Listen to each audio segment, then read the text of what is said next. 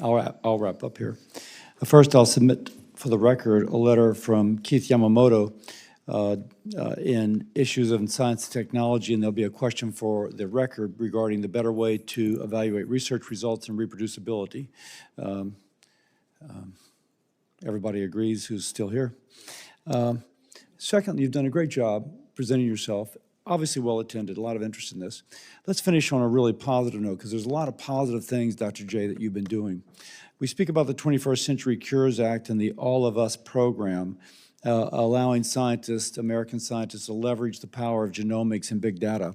And you've taken steps to improve access to these data sets from across NIH, not siloed, from across. Can you elaborate on that and tell us your vision for improving further access to these samples? I mean, the All of Us data set is an incredible data set, Senator, as you know, almost a million. Tell people what it is, because people are watching, they don't know what it is. It's essentially a million genomes, right? Remember, the Human Genome Project was to get one genome or a couple of genomes. We have 1 million people's genomes, and we're going to expand that access. 1 million Americans across all walks of life, genetics, whatever. Completely representative of every single aspect of America. We've been working to make sure that many scientists have access to these data. I think estimates I saw are 21,000 scientists now have access to these data to ask. Repeat that, 21,000 scientists now have access to it. Yes, or 21,000 projects have to.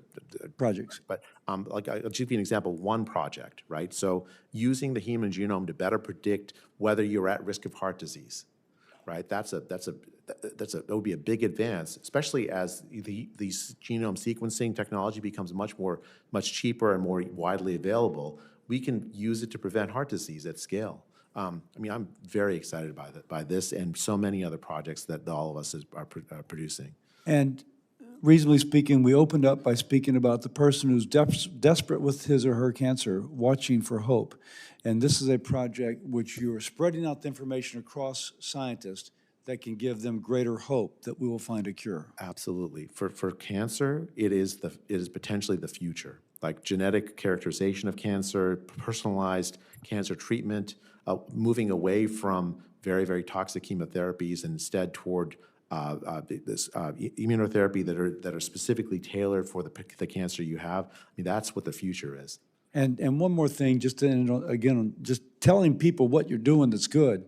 You told me about some data set that you are allowing scientists from across the nation and other to access to allow a cancer type to be tested against different drugs. Could you elaborate on that? Yeah, so there's a project at NCATS, the National Center for Translational Medicine, that essentially we have 3,000 small molecules, including almost every single drug that's approved by the FDA. And any researcher anywhere in the country can offer up a tissue sample, like maybe it's a cancer that they're studying or whatever, and see if any of those drugs have any action against that cancer or against that or modifies the disease. It's a tremendous program because it allows researchers anywhere to take advantage of the resources we have available at the NIH that are almost unparalleled anywhere else. So the person watching with a rare cancer can trust that somebody is testing his or her rare cancer against this, however many drugs there are, to see if there's anything with a clinical benefit. Absolutely. And actually, for Senator Sanders, I wish he'd let me talk about this. That's how we reduce drug prices. Because many of these drugs are off patent or they're generic or and so if they work and they're off patent, essentially you have a low cost treatment for treating a disease. That's the NIH way of addressing drug price problems. Great.